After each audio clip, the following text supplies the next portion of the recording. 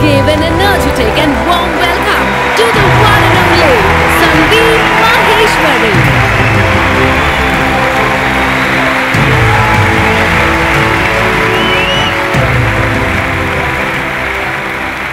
Good morning, everybody. एक छोटी सी request है, एक्सक्यूज मी, आप लोग जो आगे बैठे हुए हैं, स्टेज पे ना लाइट बहुत ज्यादा है, जिसकी वजह से मुझे पीछे तक दिख नहीं रहा है। तो आप एक बार चेक करके बताएंगे पूरा स्टेडियम खाली पड़ा है क्या?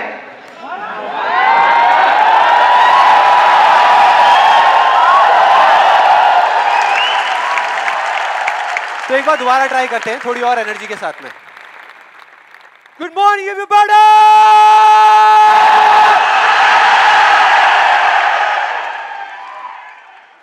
अब कुछ मजा आया। अब लग रहा है कि इस सेशन का नाम अनस्टॉपेबल है।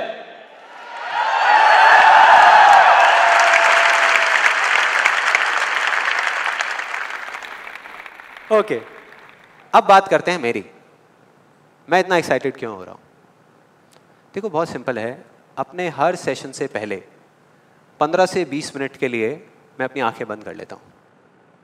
और जब माइंड पूरे तरीके से ब्लैंक हो जाता है, जब माइंड में कोई थॉट्स नहीं होते, तो अपने आप से एक क्वेश्चन करता हूँ कि अगर ये दिन मेरी ज़िंदगी का आखिरी दिन हो और मुझे ये किसी तरीके से पता चल जाए कि मैं कल सुबह नहीं उठने वाला, तो मैं आज क्या करूँगा?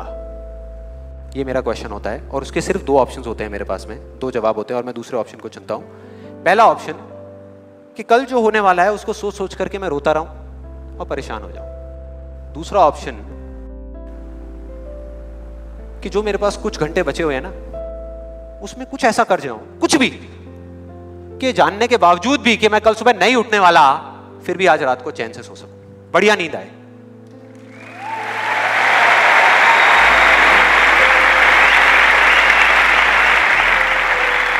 और इसीलिए आज यहां पर जो कुछ भी होने वाला है, जो कुछ भी, वो मेरे लिए सिर्फ एक सेशन नहीं है। जैसे जैसे सेशन आगे बढ़ेगा आपको समझ आएगा मैं बोल क्या रहा हूं। जैसे जैसे अब मैं आपको बताता हूं कि इस सेशन की शुरुआत कहां से हुई, कि मुझे इंस्पिरेशन कहां से मिली ये सेशन करने की। आज से 3 महीने पहले मेरे नाम से एक कुरियर आया ऑफिस में और उस एनवेलप पे लिखा हुआ था the first life changing seminar of Sandeep Maheshwari. तो जब मैंने उसको देखा तो मुझे लगा किसी ने मजाक किया है, क्योंकि मुझे अच्छे तरीके से याद था कि जो मेरा फर्स्ट लाइफ चेंजिंग सेमिनार हुआ था वहाँ पे सिर्फ 20-25 लोग बैठे हुए थे एक छोटे से कमरे में और किसी के हाथ में कोई कैमरा नहीं था। तो मेरे को लगा कि ऐसे ही किसी ने वो किया है, लेकिन फिर पता नहीं मेरे मन में क्या आया, मैंने उस वीडियो को प्ले कर दिया। और जैसे ही मैंने वो वीडियो देखनी शुरू करी तो मेरे तोते उड़ गए। मैंने कहा यार, मतलब था मैं ही स्क्रीन के ऊपर, लेकिन लग मुझे ऐसा रहा था जैसे मैं किसी और को देख रहा हूँ। और देखता रहा। जैसे ही वो वीडियो खत्म हुई, उसी टाइम मैंने ये ठान लिया, मैंने ये डिसाइड कर लिया कि अब चाहे कुछ भी हो जाए, अपनी लाइफ के इतने बड़े फेलियर को मैं अपने तक नहीं रखने वाला, इसको शेयर करूंगा पूरी दुनिया के साथ। और आप में से कुछ लोगों को याद भी होगा, मैं अपने इस एक्सपीरियंस के बारे में पहले भी आपको बता चुका हूं कि जब मैं पुणे के एक MBA कॉलेज में गया था और वहां जाकर के ब्लैंक हो गया था। याद है? कितने लोगों को याद है? याद है। तो तब मैंने आपको बताया तो था, लेकिन दिखाया नहीं था, क्योंकि मेरे पास में कुछ था ही नहीं आपको दिखाने के लिए, कोई वीडियो नहीं थी। तो आज मैं आपको दिखाने वाला हूं कि एग्जैक्टली तब क्या हुआ था। Okay, good afternoon everybody. Just call me Sandeep, don't call me sir. And just a few confessions before I start off this session. The first one is, please don't look at me like this with all these frowning faces, because that makes me nervous. And to be honest with you, this is the first time that I am speaking in front of so many people. And second thing is,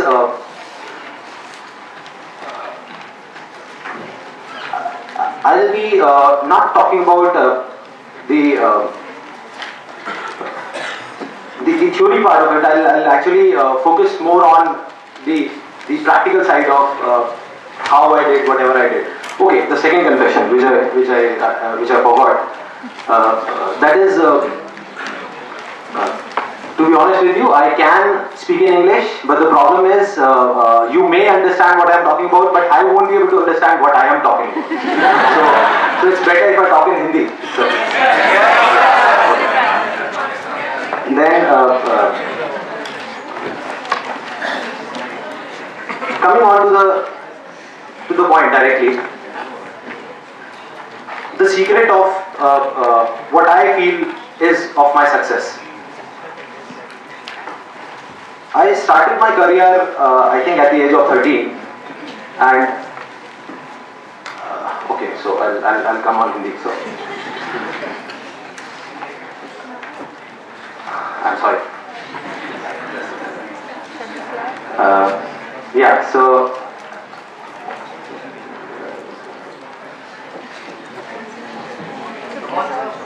yeah, I'll do it. The images bazaar start कर सकता हूँ तो ये भी कर सकता हूँ. So I think it's not that big a deal.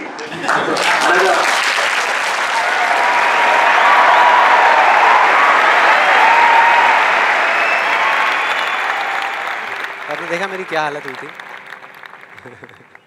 I think सबका यही हाल होता है जब वहाँ पे स्टेज पे जाते हैं, इतने सारे लोग सामने बैठे होते हैं, सबका यही होता है.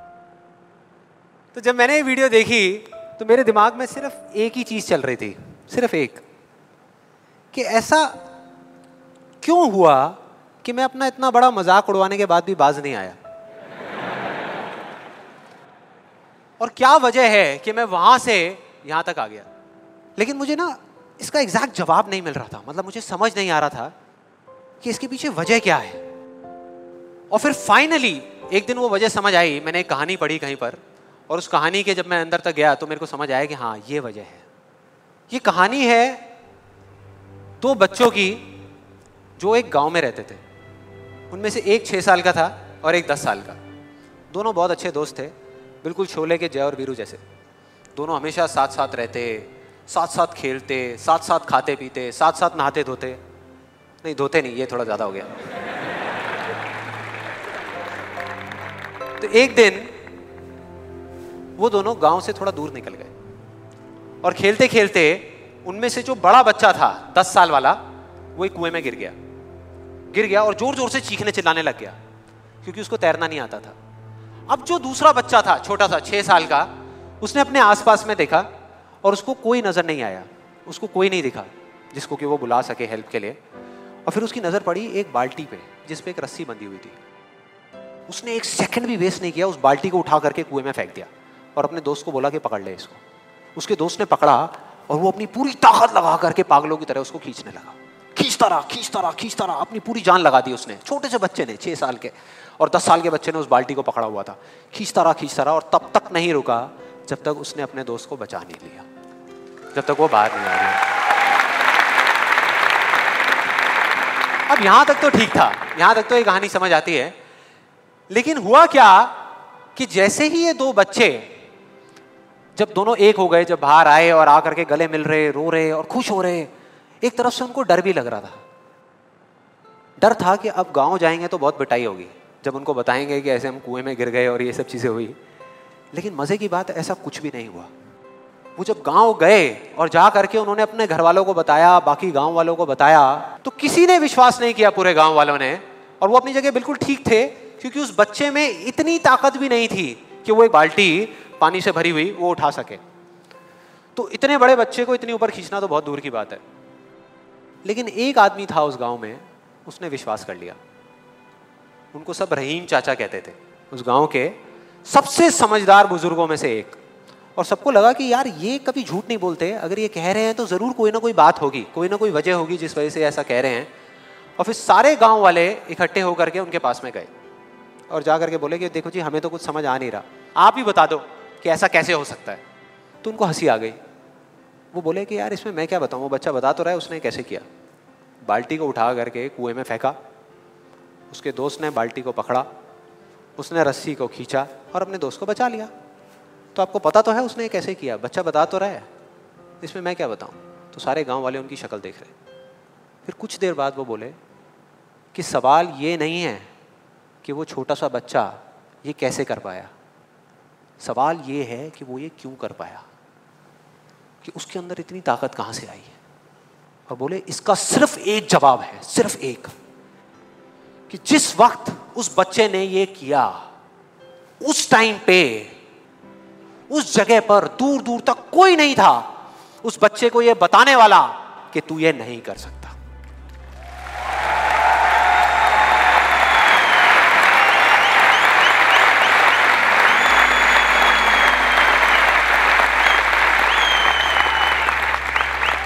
बोले कोई नहीं था, कोई नहीं, यहां तक कि वो खुद भी नहीं, वो खुद भी नहीं।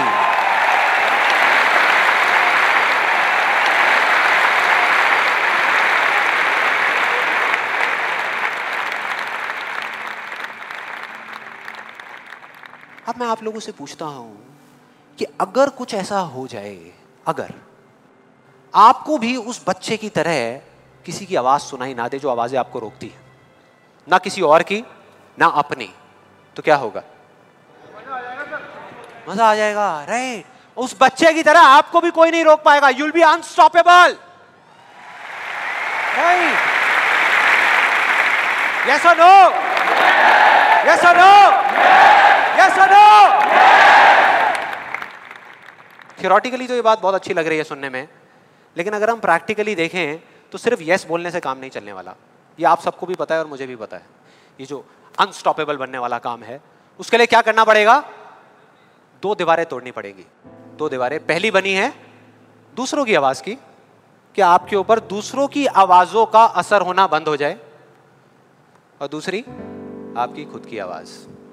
ये ज्यादा बड़ी दीवार है। तो अब देखते हैं कि इस पहली दीवार को कैसे तोड़ना है। उस कहानी में उस बच्चे के आसपास में कोई नहीं था उसको रोकने वाला, लेकिन क्या रियल लाइफ में ऐसा होता है? यस और नो? नो। क्या होता है कि हम एक काम करने की सोचते हैं, करना शुरू भी नहीं करते, सिर्फ सोचते हैं कि हमको ये काम करना है, और सामने से 4 लोग आ जाते हैं रोकने के लिए। 4 लोग आ जाते हैं तरह तरह की बातें करने के लिए कि ये नहीं हो सकता। अरे बड़ा इम्प्रैक्टिकल सा आइडिया है। जब कोई नहीं कर पाया तो तू क्या करेगा? होता है ऐसा? कितने लोगों के साथ ऐसा हुआ है? सबके साथ हुआ है और होता रहता है। और मेरे साथ तो पता नहीं कितनी बार हुआ है। किसी के साथ कुछ ज्यादा ही हुआ है लगता है। लगता है उनको राह चलते भी, मेट्रो में भी कोई मिलता है, अबे तू नहीं कर पाएगा, चल।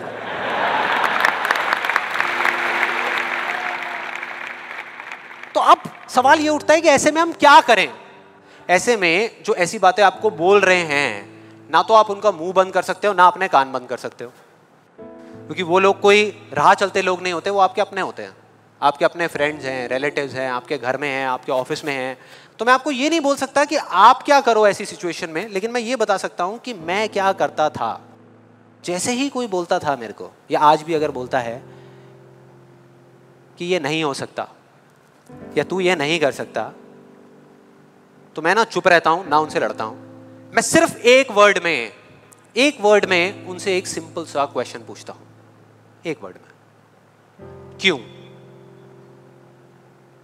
क्यों नहीं कर सकता? क्यों नहीं हो सकता? और जैसे ही मैं ये करता हूं उसके बाद बहुत मजा आता है। आप कभी करके देखना, बहुत मजा आएगा। 90% लोग ऐसे मिलेंगे आपको जिनके पास में इस क्यों का जवाब ही नहीं होगा। जवाब ही नहीं होगा। नहीं, वो सोच में पड़ जाते हैं। जैसे मैं पूछता ना क्यों, हाँ क्या, क्यों, ये कैसा सवाल है? तो ये है वो 90% लोग जिनके पास में कोई जवाब ही नहीं होता, या होता भी है तो वो इतना फनी होता है कि आप चाह करके भी अपने आप को हंसने से नहीं रोक पाओगे। जैसे एक बार मेरे साथ हुआ था, जब मैं करीबन आई थिंक 18 साल का था और मैंने नया फोटोग्राफी का कोर्स किया था। तो हमारे घर में एक छोटा सा फंक्शन चल रहा था, और वहाँ पर मैं अपनी मदर के साथ और फादर के साथ में खड़ा हुआ कुछ बातें कर रहा था। इतनी देर में एक सामने से आंटी आई और आकर के बोली, संदीप। हाँ जी आंटी। बेटे क्या नया चक्कर चल रहा है तेरा आजकल? मैं डर गया। मैं मन ही मन सोच रहा, मैंने कहा इनको कैसे पता लगा मेरे नए अफेयर के बारे में? मैं और ही चला गया। फिर मैंने उनको देखा और डरते डरते उनसे मैंने कहा कि भाई आंटी जी क्या मतलब, मैं कुछ समझा नहीं, कौन सा चक्कर, क्या कौन सा? तो आंटी ने बोला, कहते क्यों, तू ये फोटोग्राफी नहीं कर रहा आजकल? ये फोटोग्राफी का कोर्स नहीं किया तूने? तो उन्होंने बोला, मेरी थोड़ी सी जान में जान आई। मैंने कहा अच्छा, फोटोग्राफी की बात हो रही थी। फिर उन्होंने बोला, बेटा अगर तू बुरा ना माने तो एक बात कहूँ। मैंने कहा नहीं नहीं आंटी बोलिए ना। बेटे मेरी अगर तू माने ना, तो ये जो तू फोटोग्राफी के चक्करों में पड़ा है ना, ये सब बेकार की चीज़ें हैं। इससे अच्छा ये है कि तू कोई और ढंग का काम कर ले या अपनी पढ़ाई लिखाई में ध्यान दे। मैंने वही किया जो मैं हमेशा करता था। मैंने कहा क्यों आंटी जी, आपको ऐसा क्यों लगता है कि मेरा फोटोग्राफी में कुछ नहीं हो सकता, ये फोटोग्राफी बेकार की चीज़ क्यों है? तो उन्होंने जवाब दिया कि मेरी बहन का बेटा भी गया था बॉम्बे यही सब करने के लिए जो तू कर रहा है, और उसको 4 साल हो गए धक्के खा रहा है, उसका कुछ नहीं हुआ अभी तक। मैंने फिर सुना, फिर मैंने दोबारा से वही क्यों को ले आकर के चिपका दिया। मैंने उनसे पूछा, लेकिन आंटी मेरे को कुछ समझ नहीं आया कि अगर वो कुछ नहीं कर पाया तो मैं कुछ क्यों नहीं कर पाऊंगा? सीधा सा क्वेश्चन है यार।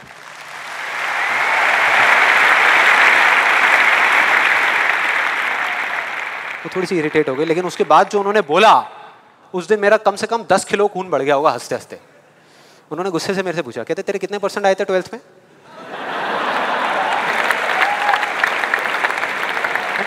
मतलब फोटोग्राफी से इसका कोई कनेक्शन नहीं है दूर दूर तक, लेकिन उनका ये सवाल था कितने % आए थे तेरे 12th में? मैंने कहा जी 85% आए थे आंटी। फिर उन्होंने एक अजीब सा एक्सप्रेशन दिया, मेरे को ऐसे देखा जैसे कि मेरे से बड़ा बेवकूफ़ इस पूरी दुनिया में कोई नहीं है, और बोली उसके 92% आए थे।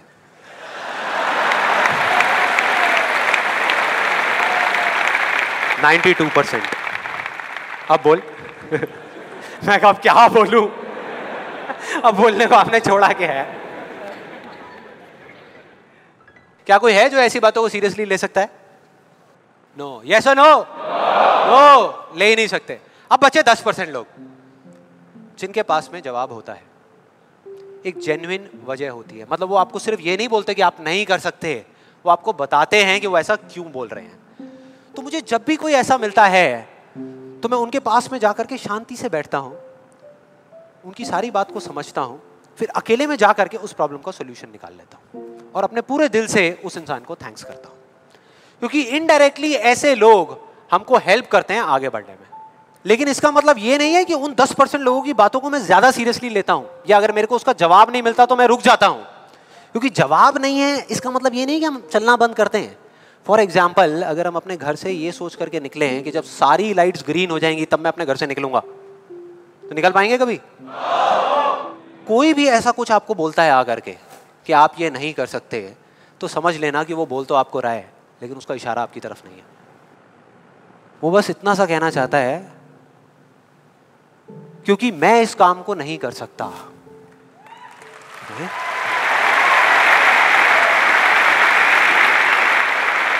वो बस इतना सा कहना चाहता है क्योंकि मैं इस काम को नहीं कर सकता, या मुझे नहीं पता कि इस काम को कैसे करना है, इसलिए मुझे लगता है कि इस पूरी दुनिया में कोई भी नहीं कर सकता।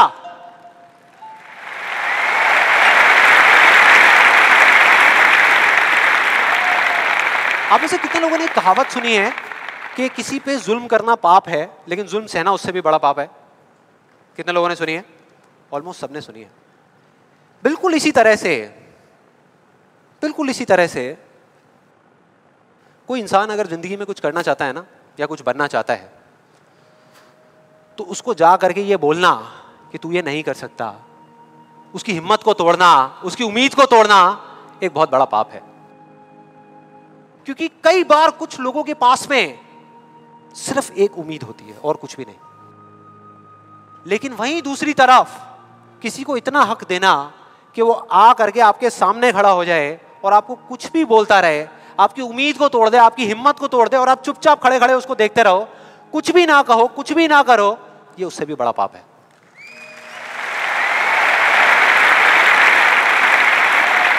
मतलब सिंपल है, ना हमें चुप रहना है, ना किसी से लड़ना है, सिर्फ सवाल करना है क्यों, और फिर देखो उनके कैसे पत्ते खुलते हैं, फिर मजा आएगा। और जिस दिन आप लोगों को भी मेरी तरह ये बात समझ आ जाएगी ना, उस दिन आपके ऊपर ऐसी बातों का असर होना बंद हो जाएगा। मतलब कि उस दिन ये जो पहली दीवार है जिसकी मैंने बात करी थी, वो अपने आप ही टूट जाएगी। उसके बाद इस पूरी दुनिया में किसी में दम नहीं होगा कि वो आपको आगे बढ़ने से रोक सके, सिवाय एक इंसान के। कोई बताएगा कौन है वो? आप खुद। एग्जैक्टली, आप खुद। और यही है वो दूसरी दीवार, यही है वो दूसरी दीवार जो पहली वाली से कई गुना बड़ी है। कई गुना बड़ी है। आज से बहुत साल पहले मैंने एक कहानी सुनी थी जिसका एक बहुत बड़ा इंपैक्ट हुआ था मेरी लाइफ पे। ये कहानी है एक ऑफिस की और उसके एम्प्लॉइज की। एक बार एक ऑफिस में जितने भी एम्प्लॉइज सुबह सुबह जब ऑफिस आते हैं अपने अपने कैबिन में, तो उनकी डेस्क के ऊपर एक लेटर पड़ा होता है, एक लेटर रखा हुआ होता है, और उस लेटर में लिखा था कि वो इंसान, इस कंपनी का वो एम्प्लॉय जिसकी वजह से आपकी प्रमोशन नहीं हो रही थी या जिसकी वजह से आप आगे नहीं बढ़ पा रहे थे, उसकी डेथ हो गई, वो मर गया है। और अब अगर आप आखिरी बार उस एम्प्लॉय की शक्ल देखना चाहते हैं तो ये एड्रेस है, यहाँ पर अगले 1 घंटे में पहुंच जाइए। जैसे ही उस एड्रेस पे गए तो वहां पर एक कॉफिन पड़ा हुआ था। कॉफिन होता है, उसको जब लोगों ने दूर से देखा तो एक तरफ तो सबको दुख हो रहा था, बुरा लग रहा था कि यार ये नहीं होना चाहिए था, और दूसरी तरफ से उनको थोड़ी बहुत खुशी भी हो रही थी कि चलो अच्छा है, मेरी रास्ते का जो सबसे बड़ा पत्थर था वो हट गया। लेकिन फिर एक एक करके जैसे ही वो लोग उस कॉफिन के पास गए और जा करके उन्होंने उस एम्प्लॉय की शक्ल देखी उस कॉफिन के अंदर, तो उन्हें खुद पे शर्म आने लगी, क्योंकि उस कॉफिन में कोई नहीं था, सिर्फ एक शीशा था, एक मिरर था जिसमें उनकी खुद की शक्ल दिख रही थी।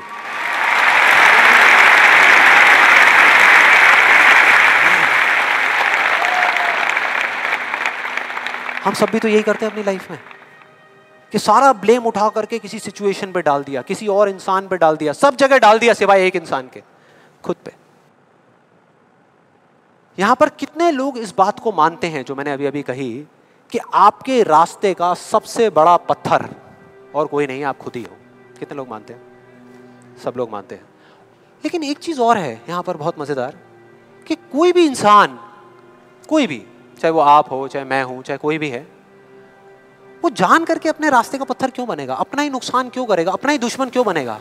फॉर एग्जाम्पल, अगर अभी मैं यहाँ पर थोड़ी सी लकड़ियाँ इकट्ठी करके आग लगा दूँ और आप लोगों से रिक्वेस्ट करूँ कि यार प्लीज़ मेरी खातिर 5 मिनट के लिए आ करके इस आग में जल जाओ, 5 मिनट के लिए, कुछ नहीं होगा, मैं गारंटी दे रहा हूँ, आपको बिल्कुल भी दर्द नहीं होगा, बहुत मज़ा आएगा। कितने लोग तैयार हैं यहाँ पर आने के लिए? कितने लोग तैयार हैं? हाँ, जो 1-2 लोग हाथ ऊपर उठा रहे हैं ना, उनको लग रहा है कि मैं भुट्टा सेकने की बात कर रहा हूँ। भाई साहब, आपको सेकने की बात हो रही है उस आग में। कोई नहीं आएगा, कोई नहीं आएगा। क्यों? क्योंकि कोई भी इंसान हो वो जानबूझ करके अपना नुकसान कभी नहीं करेगा, कभी भी नहीं करेगा। तो ये सवाल मेरे को पिछले कई महीनों से तंग कर रहा था, अंदर ही अंदर खा रहा था कि क्या फर्क होता है उन लोगों में जो जाने अनजाने अपने खुद के सबसे अच्छे दोस्त होते हैं और उनमें जो जाने अनजाने खुद के ही सबसे बड़े दुश्मन होते हैं। और फाइनली पिछले महीने मेरे को जवाब मिल गया, सब कुछ समझ आ गया कि क्या फ़र्क है। मैं रोज़ की तरह अपने घर के पास वाले एक पार्क में वॉक कर रहा था और एकदम से ही बहुत तेज़ बारिश शुरू हो गई, बारिश होने लगी एकदम तेज़। तो मैंने इमीडिएटली अपने हाथ ऐसे रखे ताकि मेरे चश्मे पे पानी ना आए और जा करके सीधा एक शेड के नीचे चला गया। उसके कुछ सेकंड्स के अंदर अंदर उस शेड के नीचे और भी बहुत सारे लोग इकट्ठे हो गए। लोग तरह तरह की बातें कर रहे थे, मैं अपने आसपास में सुन रहा था। लेकिन मैंने एक चीज़ नोट करी कि ज़्यादातर लोग, उनका ध्यान बारिश की तरफ नहीं था, बारिश की वजह से होने वाली जो प्रॉब्लम्स थी उसकी तरफ था। जैसे मेरे यहाँ पे थोड़ा सा आगे जा करके 2 लड़के खड़े हुए थे, वो आपस में बात कर रहे थे कि भाई आज ट्रैफिक का बड़ा बुरा हाल होने वाला है, बारिश इतनी तेज़ हो रही है। तो वो इस तरीके की बातें कर रहे। एक वहाँ पे अंकल जी थे पीछे, वाइफ को बोल रहे थे कि भाई मैंने तेरे को पहले ही कहा था कि छाता रख ले, छाता रख ले, अब देख मैं ऑफिस के लिए लेट हो जाऊँगा। तो इस तरह की बातें हो रही थी, तरह तरह की। तभी मैंने एकदम से देखा कि सामने से, मतलब मैं यहाँ खड़ा हुआ था, मेरे यहाँ पे एक लड़का खड़ा हुआ था, मुझे अभी भी एग्जैक्ट याद है। वो लड़का इनफैक्ट वो काफ़ी बड़ा कैरेक्टर था, बहुत सीरियस, मतलब बहुत टेंशन में था वो। हुआ क्या था, उसकी जेब में एक नोट पड़ा हुआ था जो गीला हो गया था, 20 रुपए का। तो उसको हिला हिला करके सुखाई जा रहा है, उसको फूंक मार रहा और ये सब चीज़ें। तो मैं पहले, मेरा ध्यान उसकी तरफ था, फिर मैंने जैसे ही उधर देखा तो उधर से एक आदमी आ रहा था शेड की तरफ। उसका भी एक हाथ ऐसे था, लेकिन दूसरे हाथ से उसने अपनी बच्ची का हाथ पकड़ा हुआ था, छोटी सी बच्ची, 4-5 साल की, बड़ी प्यारी बच्ची। फर्क ये था कि उस बच्ची का हाथ ऐसे नहीं था, उसका हाथ ऐसे था, ऐसे था। और वो बच्ची बड़ी प्यारी प्यारी हरकतें कर रही थी। मैंने देखा वहाँ से, ऐसे उसका हाथ था, बार बार उस पर पानी की बूंदें गिर रही, वो इकट्ठा कर रही और पी रही, इकट्ठा कर रही और पी रही, इकट्ठा कर रही और पी रही। तो जैसे ही वो शेड के पास आए, मैं थोड़ा सा साइड हो गया। तो इधर वो मेरे नोट सुखाने की मशीन थी, इधर मैं सोच रहा था अपने भी नोट निकाल के दे दूं, भाई ये भी सुखा दे।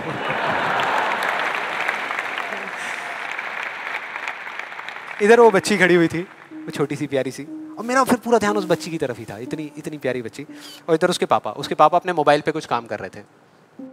वो बच्ची को अभी भी चैन नहीं आया, शेड के नीचे आ गई, लेकिन अभी भी बार बार अपना हाथ बाहर निकाल के, एक हाथ से पापा को पकड़ा हुआ डर रही, दूसरे हाथ से ऐसे बाहर निकाल के बार बार पानी भर रही और पी रही। कभी पानी भर रही, अपने मुंह पे फेंक रही। फिर थोड़ी देर बाद पता नहीं उसके मन में क्या आया, उसने अपने पापा से पूछा कि पापा ये बारिश रोज क्यों नहीं होती? बड़ा अजीब सा क्वेश्चन था। उसके पापा ने कहा, वो अपने मोबाइल पे लगे हुए थे, हाँ बेटा होगी होगी, रोज होगी, रोज होगी, रोज होगी। वो बच्ची फिर अपने खेल में लग गई। फिर थोड़ी देर बाद पता नहीं क्यों उसने दोबारा से पूछा अपने पापा से, बताओ ना पापा रोज क्यों नहीं होती? इस बार उसको कोई जवाब नहीं मिला, लेकिन मुझे मिल गया। मुझे सब कुछ समझ आ गया कि क्या वो वजह है, क्या फर्क होता है उन लोगों में जो खुद के सबसे अच्छे दोस्त होते हैं और खुद के सबसे अच्छे दुश्मन होते हैं। क्या फर्क है उन दोनों लोगों में? देखो बहुत सिंपल है। जब बारिश होती है आसमान से, हम सबके ऊपर होती है, क्या एक जैसे होती है या अलग अलग तरीके से होती है? एक जैसे होती है, कोई पार्शियलिटी नहीं करती। आप अमीर हो, गरीब हो, काले हो, गोरे हो, बच्चे हो, बड़े हो, कोई फर्क करती है क्या बारिश? नहीं करती, सब पे एक जैसी होती है। बिल्कुल उसी तरह से वो शक्ति, वो एनर्जी जिससे पूरी दुनिया चल रही है, जिससे अभी अगर आप अभी फील करने की कोशिश करो, आपकी सांसें चल रही है, मेरी सांसें चल रही है। जिस शक्ति में इतनी ताकत है कि अगर वो चाहे तो एक सेकंड में, एक सेकंड भी नहीं लगेगा, इस पूरी दुनिया को खत्म कर सकती है, और एक सेकंड के 1 करोड़वें हिस्से में इस दुनिया को दोबारा से बना भी सकती है। उसको आप साइंटिफिकली चाहे एनर्जी का नाम दे दो, चाहे स्पिरिचुअली भगवान कहो, आत्मा कहो, परमात्मा कहो, कुछ भी कहते रहो, उससे कोई फर्क नहीं पड़ता। और बिल्कुल उस बारिश की तरह उस शक्ति की भी बारिश हम सब पर होती रहती है, उस एनर्जी की भी बारिश होती रहती है, और सब पर एक जैसे होती है। फिर चाहे आप अमिताभ बच्चन हो, बिल गेट्स हो, कोई भी हो, कोई फर्क नहीं पड़ता। आप इस स्टेज पे खड़े हो या वहां बैठे हो, कोई फर्क नहीं पड़ता। तो फर्क क्या है? देखो बहुत सिंपल है, वही फर्क जो उस बारिश में था, जो मैंने नोट किया उस बच्ची के बीच में और औरों के बीच में। कुछ लोगों का हाथ ऐसे होता है और कुछ का ऐसे होता है, यही फर्क।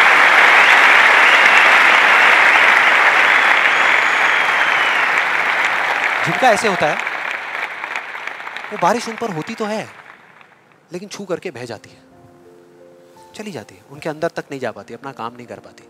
लेकिन जिनका ऐसे होता है वो उसको पी लेते हैं, उनके अंदर चली जाती है, और उसके बाद में जो काम करती है वो एनर्जी करती है, नाम इंसान का हो जाता है।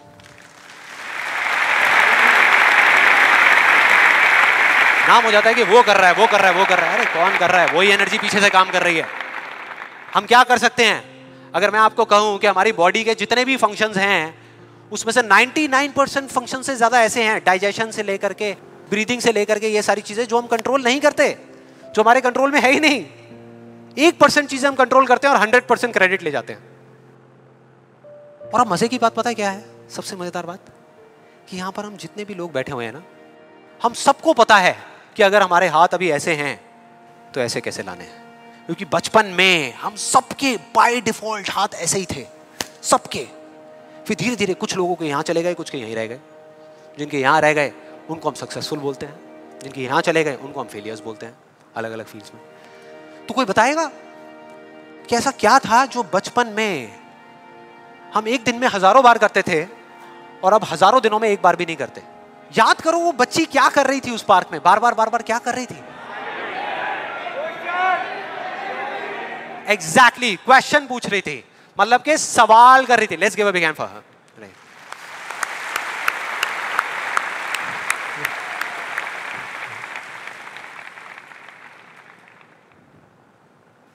सवाल, ऐसा क्यों होता है? हम ऐसा क्यों करते हैं? बताओ ना पापा, हम ऐसा क्यों करते हैं? कोई जवाब नहीं मिला, हमने सवाल पूछने बंद कर दिया। आज हमारे पास में टाइम ही नहीं है, कि एक दिन में कुछ सेकंड्स के लिए रुक करके हम अपने आप से पूछें कि भाई जो मैं कर रहा हूं वो कर क्यों रहा हूं? पता ही नहीं है, ध्यान ही नहीं है उस तरफ। और जब तक उस तरफ ध्यान नहीं होगा कुछ नहीं होगा। और सिर्फ उस पर विश्वास मत करो जो मैं बोल रहा हूं, हिस्ट्री को उठा करके देख लो। कोई भी इंसान किसी भी फील्ड में अगर सक्सेसफुल हुआ है तो उसमें और बाकी लोगों में क्या फर्क था? क्या वो दूसरों से ज्यादा इंटेलिजेंट था? क्या उनके पास दूसरों से ज्यादा जवाब होते हैं? यस और नो? नो। उनके पास में दूसरों से ज्यादा अच्छे सवाल होते हैं। हर चीज में एक ही सवाल कि अगर ये दुनिया ऐसी है तो ऐसी क्यों है, और क्यों मैं इस दुनिया को बदल नहीं सकता? अगर पूरी दुनिया मुझे ये कहती है, मेरे घर वाले मुझे कहते हैं कि मेरी तो किस्मत ही खराब है, मेरी हाथ की लकीरों में ही कमी है, तो क्यों मैं अपनी हाथ की लकीरों को नहीं बदल सकता? हर चीज में एक ही सवाल।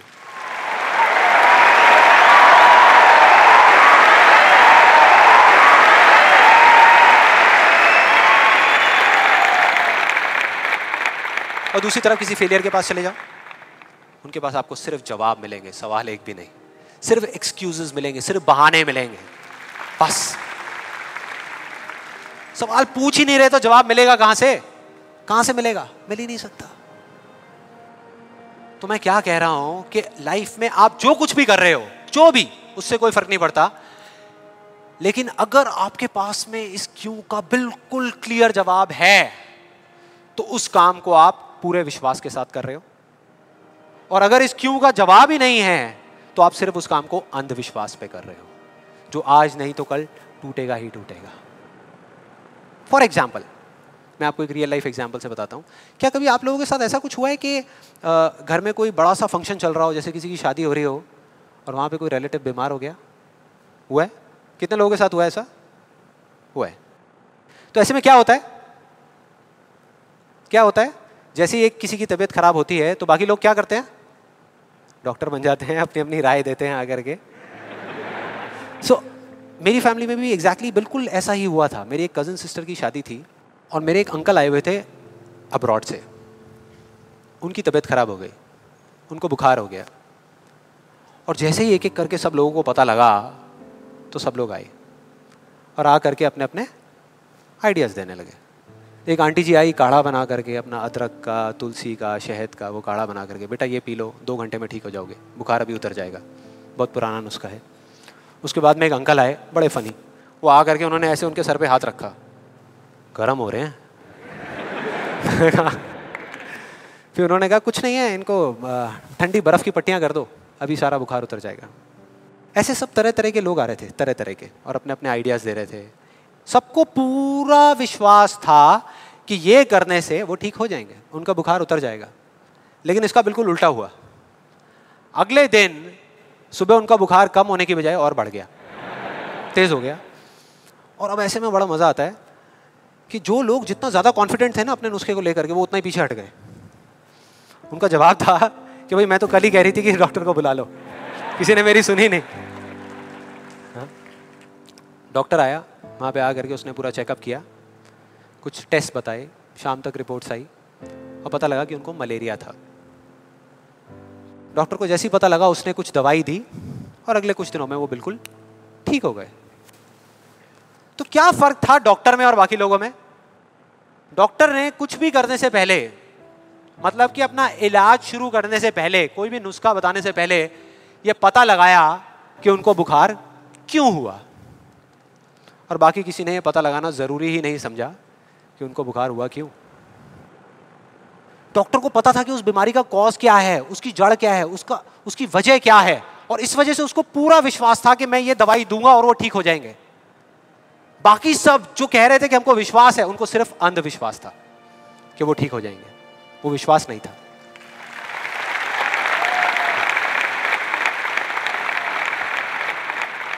इन दोनों के बीच में ना इतना एक बिल्कुल पतली सी लाइन का फर्क होता है, विश्वास में और अंधविश्वास में, जिस वजह से बहुत बार हम अपने अंधविश्वास को विश्वास का नाम दे देते हैं। और इसका आज की डेट में सबसे बड़ा एग्जाम्पल, सबसे बड़ा, वो है लॉ ऑफ अट्रैक्शन। सुना है यहाँ पे? कितने लोगों ने सुना है लॉ ऑफ अट्रैक्शन के बारे में? ऑलमोस्ट सबने सुना है। अब ये बहुत मजेदार है, लॉ ऑफ अट्रैक्शन।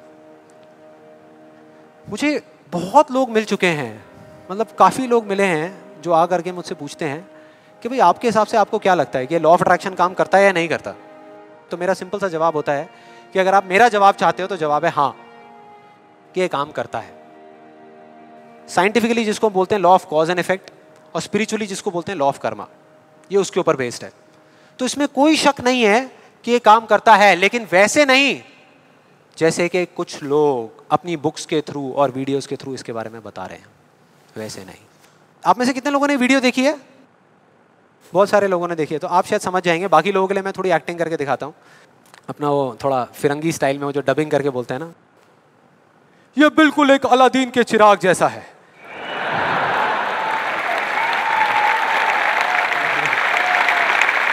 बिल्कुल ऐसा लगता है किसी चमत्कारी बाबा की बात हो रही है, कि वो आशीर्वाद रखेंगे और काम हो जाएगा 1 सेकंड में। बिल्कुल ऐसा लग रहा है सुनने में। ये बिल्कुल एक अलादीन के चिराग जैसा है, आपको सिर्फ हुक्म देना है कि आप क्या चाहते हैं। आपको बंगला चाहिए, आपको गाड़ी चाहिए, आपको पैसा चाहिए, आपको सिर्फ बताना है कि आपको क्या चाहिए, फिर देखिए क्या होगा। ये प्रकृति आपके सुर से सुर मिलाएगी, ताल से ताल मिलाएगी।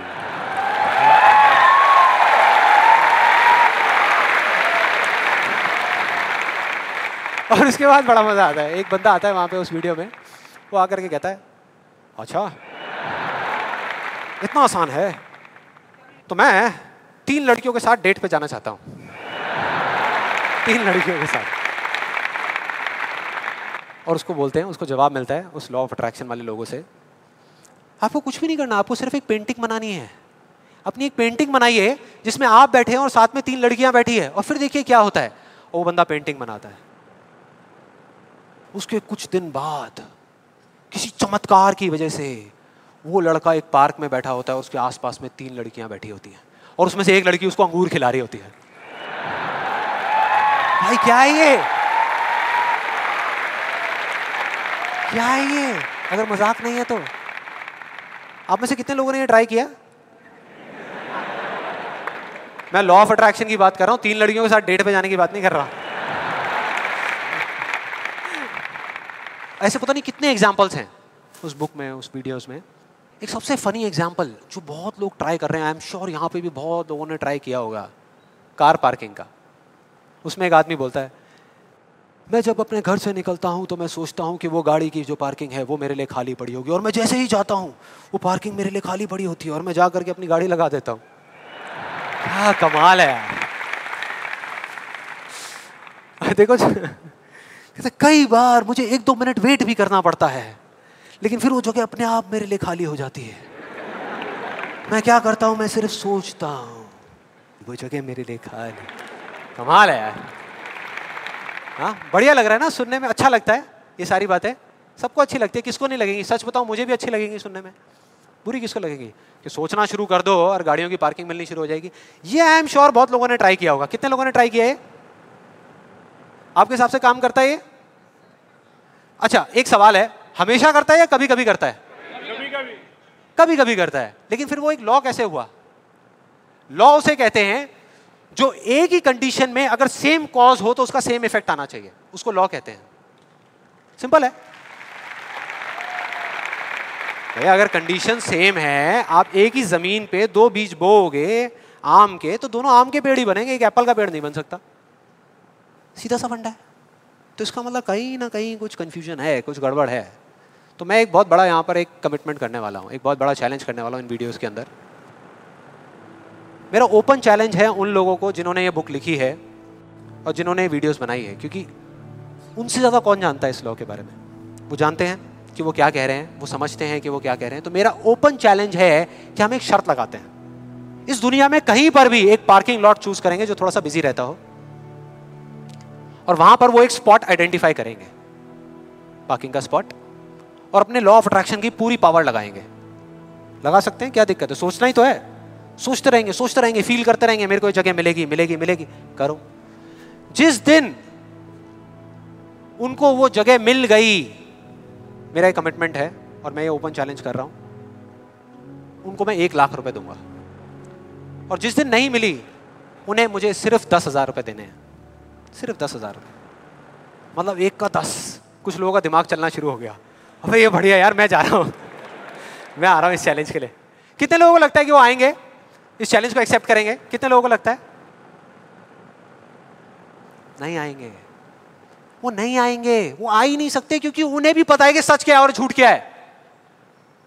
वो सब अच्छे तरीके से इस बात को जानते हैं, क्योंकि मैं जिस लॉ के बेसिस पे बात कर रहा हूं, मैं कोई थियोरेटिकल कॉन्सेप्चुअल बात नहीं कर रहा, मैं बात कर रहा हूं लॉ ऑफ प्रोबेबिलिटी के बेस पे, जिसके बेस पे इस दुनिया के सारे कैसीनोस चल रहे हैं।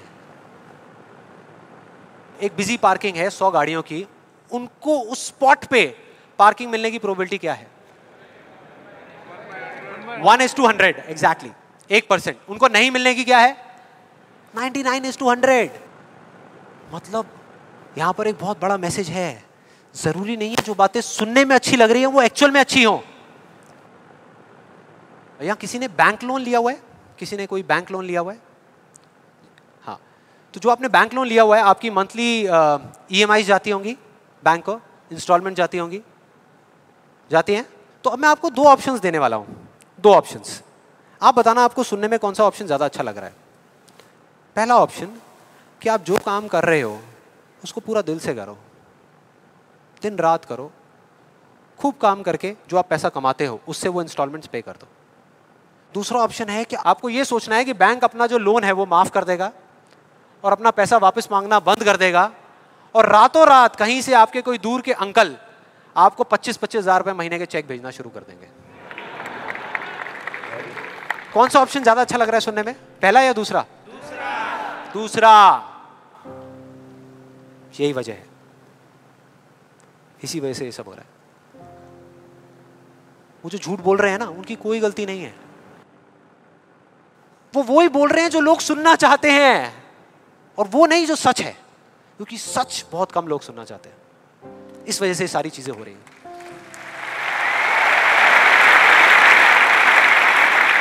और अब मैं इस सेशन का आपको एक फाइनल एग्जांपल देने वाला हूं, जिसके बाद में अभी आपके मन में जितने भी डाउट चल रहे होंगे ना, वो सारे धीरे धीरे क्लियर हो जाएंगे। ये एग्जांपल है 2 लड़कों का, 2 लड़कों का जिनकी एज है 18 साल, और दोनों का एक ही डिजायर है कि मेरे को एक BMW गाड़ी चाहिए। दोनों का यही है, और अगले 10 साल के अंदर अंदर चाहिए, बस तरीका थोड़ा सा अलग अलग है। जो पहला लड़का है उसने क्या किया, अपना एक गोल सेट किया। उसने एक अपनी डायरी में लिख दिया, पोस्टर्स ला करके उस गाड़ी के अपने घर में लगा दिए जगह जगह पर, 24 घंटे उस गाड़ी के बारे में सोचने लग गया कि ये गाड़ी मुझे चाहिए चाहिए चाहिए। रोज रात को बैठ करके फील करता कि मेरे को गाड़ी मिल गई है, आवाजें निकालता, जू जू जू ये वो, और करते करते ब्रेक मार रहा है, ये कर रहा है, वो कर रहा है। एक्चुअल में नहीं मिली है, इमेजिन कर रहा है, फील करने की कोशिश कर रहा है, उस गाड़ी को एक्सपीरियंस करने की कोशिश कर रहा है, क्योंकि ऐसा बहुत बुक्स में लिखा हुआ है। लॉ ऑफ अट्रैक्शन में भी यही बताया गया है। यस और नो? अब इसको करने से क्या हो रहा था? पहले उसकी सिर्फ एक विश थी, एक चाह थी कि हाँ मेरे को ये गाड़ी मिल जाए, नहीं भी मिले तो कोई फर्क नहीं पड़ता, लेकिन अब उसका वो बर्निंग डिजायर बन गया। अब उसको गाड़ी हर हालत में चाहिए ही चाहिए अगले 10 साल में। अब आप में से कुछ लोग सोच रहे हो, आप में से कितने लोगों ने मेरा इल्यूजन टू रियलिटी वाला सेशन देखा है? आप सोच रहे हो कि यार आपने इल्यूजन टू रियलिटी में भी तो यही बात करी है, और आप खुद ही उसके अगेंस्ट बोल रहे हो। लग रहा है कुछ लोगों को, लग रहा है ऐसा लग रहा है। देखो मैंने क्या कहा था आपको अभी थोड़ी देर पहले, कि विश्वास और अंधविश्वास में सिर्फ एक पतली सी लाइन का फर्क होता है, इधर कुछ और इधर कुछ और। अगर आप ध्यान से मेरी जितनी भी वीडियोस देखोगे, आज तक मैंने जो कुछ भी कहा उसको देखोगे, तो मैंने किस चीज के बारे में बात करी है? किसी चीज को हासिल करने के बारे में, गाड़ियों के बारे में, पैसे के बारे में, बंगले के बारे में, या किसी काम पे फोकस करने के बारे में? काम पे फोकस करने के बारे में, चीज के बारे में नहीं। मतलब इस टेक्निक में कोई कमी नहीं है। इस टेक्निक को यूज जो लोग कर रहे हैं 90% वो गलत तरीके से कर रहे हैं, जिस वजह से प्रॉब्लम्स क्रिएट हो रही है। अब दूसरे लड़के की बात करते हैं, उसमें और इसमें क्या फर्क था। दूसरा जो लड़का था उसका भी डिजायर था कि मुझे ये गाड़ी चाहिए, बस एक छोटा सा फर्क था। उसने एक सवाल पूछ लिया अपने आप से, उसने एक सवाल पूछ लिया अपने आप से कि मुझे ये गाड़ी क्यों चाहिए, क्यों चाहिए। अब ये काम ना बड़ा बोरिंग लगता है सुनने में कि यार क्यों चाहिए, ये सोचने की क्या जरूरत है, सीधा गाड़ी लो ना, शॉर्टकट फटाफट। लेकिन नहीं, उसने ऐसा नहीं किया, उसने गलती नहीं करी, उसने पूछ लिया। और जब हम सवाल पूछते हैं तो क्या होता है, जवाब मिलता है, जवाब मिलता है, और उसको मिल गया। जवाब ये था कि मैं ये गाड़ी इसलिए चाहता हूँ क्योंकि मैं अपने फ्रेंड्स को, अपने रिलेटिव्स को, इस पूरी दुनिया को ये प्रूव करना चाहता हूँ कि मैं भी सक्सेसफुल हो सकता हूँ।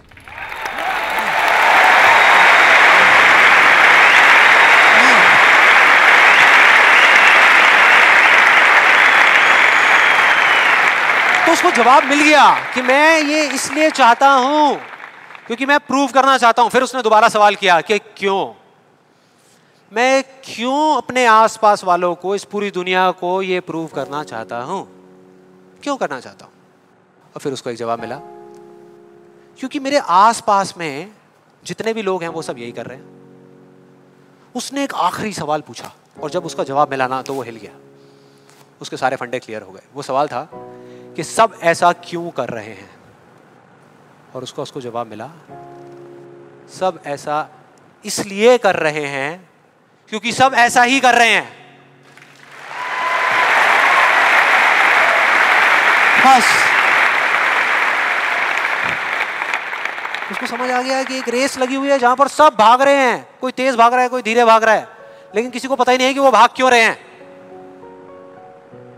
और जैसे ही उसको ये समझ आया, उसको ये जवाब मिला, तो उसको ये तो नहीं पता था कि मैं अब क्या करने वाला हूं, लेकिन उसको ये समझ आ गया कि मुझे क्या नहीं करना।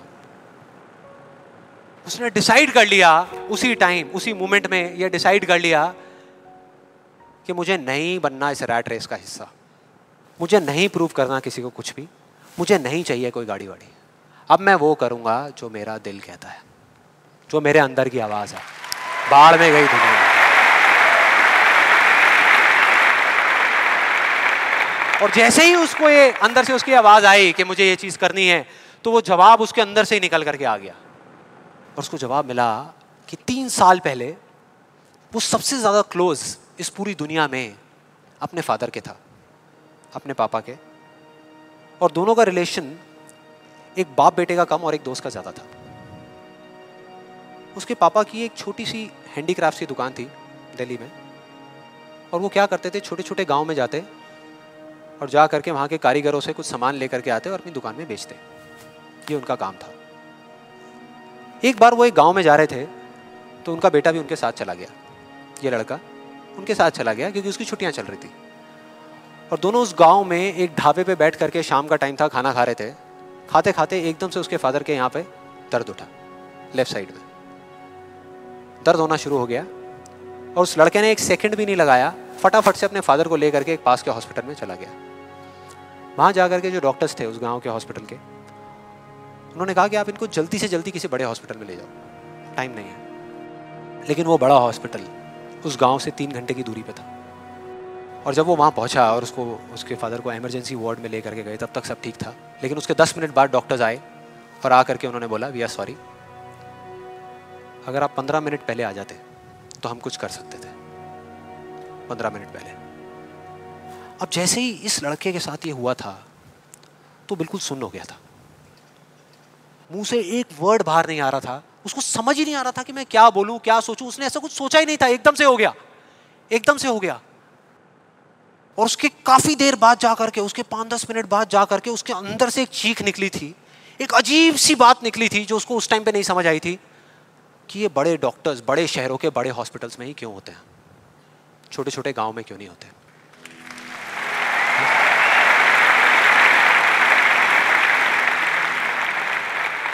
उस टाइम उसको नहीं समझ आया, आज समझ आ गया। उसको समझ आ गया कि मेरे साथ ऐसा क्यों हुआ था, जिससे कि मैं एक डॉक्टर बनूं और जा करके छोटे छोटे हॉस्पिटल्स में काम करूं, ना कि एक गाड़ी खरीदूं।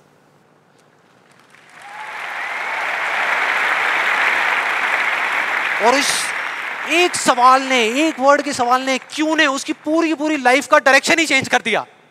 जहां एक तरफ उससे एक दिन में 1 घंटा भी पढ़ाई नहीं होती थी, अब वो दिन में 12-12 घंटे पढ़ने लगा। उसके कुछ साल बाद वो एक हार्ट सर्जन बन गया और जा करके कुछ बड़े हॉस्पिटल्स में बड़े डॉक्टर्स को असिस्ट करने के बाद में छोटे छोटे गांव में चला गया। ये थी उस दूसरे लड़के की कहानी।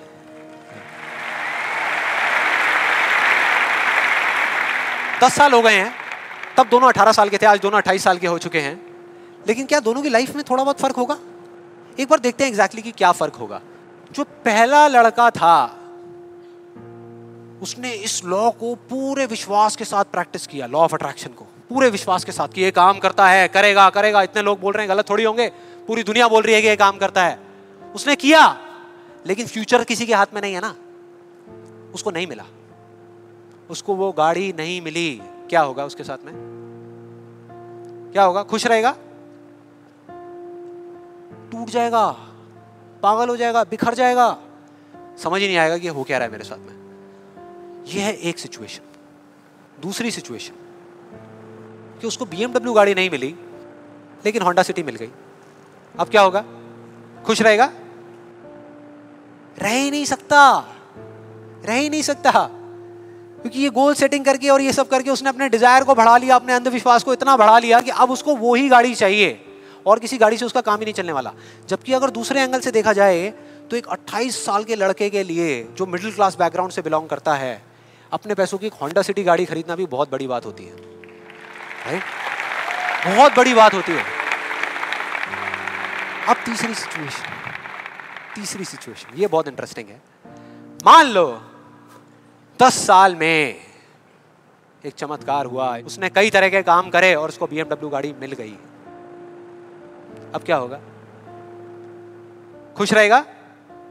सेटिस्फाइड हो जाएगा अपनी लाइफ से, बैठ जाएगा आराम से, हाँ, मिल गई, यही तो चाहिए था, मिल गया, हो गया काम, लाइफ बढ़िया हो जाएगी उसकी। उसका लालच और बढ़ जाएगा, उसका अंधविश्वास और बढ़ जाएगा। वो कहेगा कि अगर इस लॉ ऑफ अट्रैक्शन को प्रैक्टिस करके मुझे 10 साल में ये गाड़ी मिल सकती है तो अगले 5 साल में कितना बड़ा घर क्यों नहीं मिल सकता? यस और नो?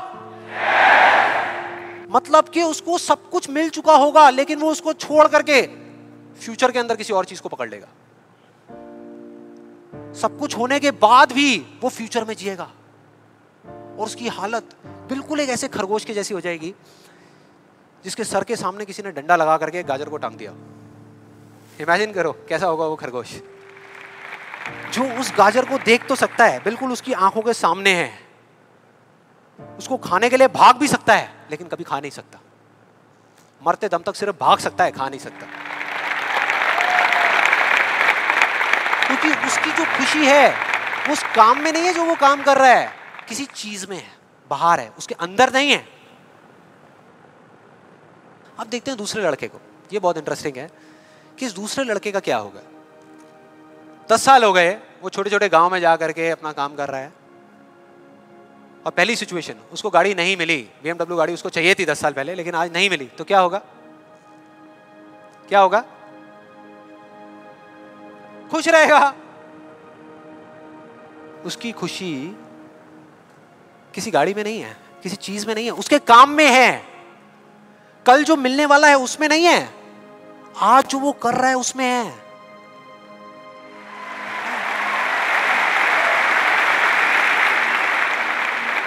दूसरी सिचुएशन, उसको BMW नहीं मिली, होंडा सिटी मिल गई, तो क्या होगा? तो भी खुश रहेगा, बहुत खुश रहेगा, एब्सोल्युटली। उसने मांगी नहीं थी, फिर उसको मिल गई, बहुत खुश रहेगा। उसको BMW मिल गई तो क्या होगा?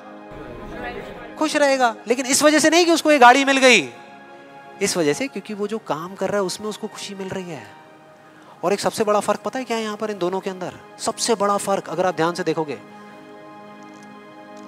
ये जो दूसरा लड़का है, अगर इसको गाड़ी मिल गई, जो डॉक्टर है, और छिन गई 1 साल बाद, तो क्या होगा? तब भी खुश रहेगा। लेकिन जो पहला है उसका क्या होगा? अरे वो सिर्फ डर में जिएगा, वो सिर्फ डर में जिएगा। जो है उसको खोने का डर, जो मैं चाहता हूं उसके ना मिलने का डर, 24 घंटे सिर्फ डर।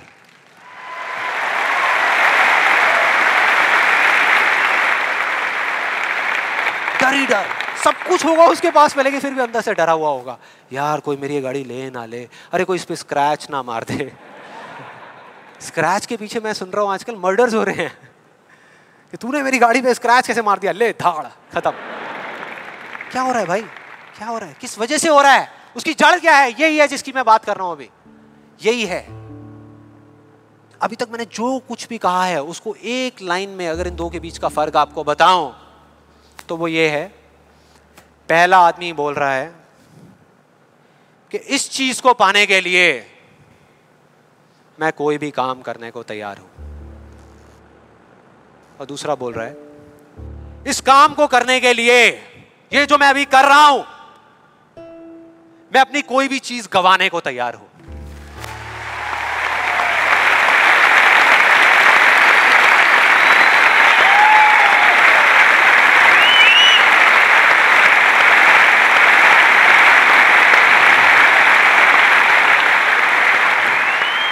एक की जिंदगी का मकसद है, जो पहला है पाना, हासिल करना, उस चीज पे कब्जा करना किसी भी तरीके से, बस वो चीज मेरे हाथ में आ जाए। फिर चाहे इसके लिए उसको धर्म के रास्ते पे चलना पड़े या अधर्म के, वो चलेगा। उसको सही काम करना पड़े या गलत करना पड़े, वो करेगा। लेकिन दूसरा, उसके लिए अपने अंदर की आवाज को सुन करके, अपने अंदर की मतलब कि अपने दिल की आवाज को सुन करके किया गया कर्म ही इस दुनिया का सबसे बड़ा धर्म है।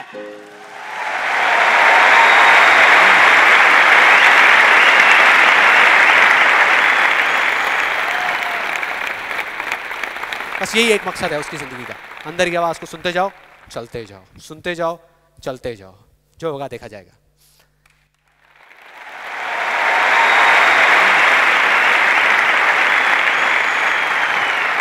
और इस गलत फहमी में मत रहना कि जो पहला है उसको दूसरे से ज्यादा मिलेगा, ये सोचना भी मत।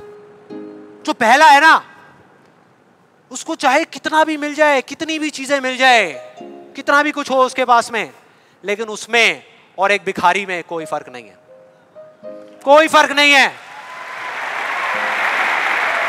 दोनों का सिर्फ एक काम है, मांगना, मांगना।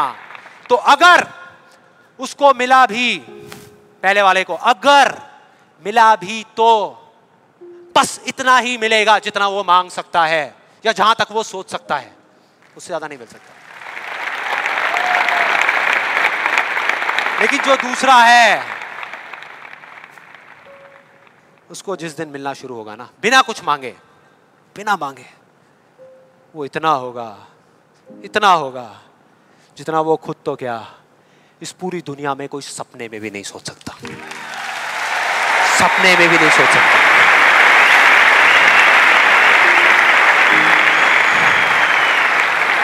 और इसका जो मैं आपको बोल रहा हूं, एक जीता जागता एग्जाम्पल आपके सामने खड़ा है।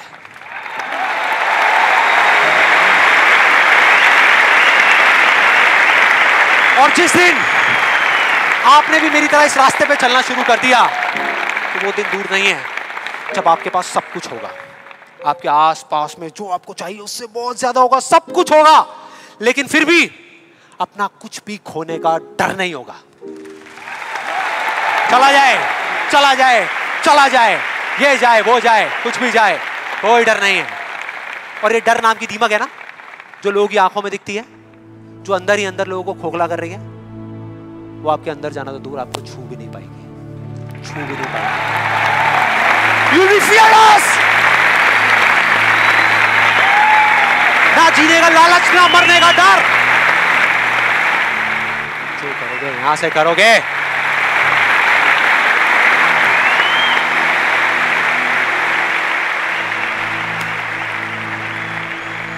और फिर चाहे आपके रास्ते में एक मुश्किल आए या हजार आए, कोई फर्क नहीं पड़ता। चाहे एक आदमी आकर के आपको रोकने की कोशिश करे या 1 लाख लोग आकर के आपके सामने खड़े हो जाएं, अरे आपको रोकना तो दूर, किसी में इतना दम भी नहीं होगा कि वो आपको हिला भी सके।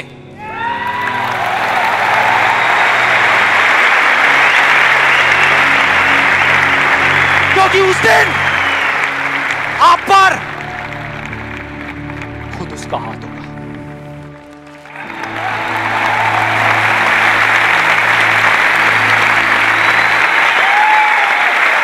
और फिर अगर आप चाहोगे भी ना, चाहोगे भी, तो भी अपने आप को आगे बढ़ने से नहीं रोक पाओगे। You will be unstoppable! You will be unstoppable!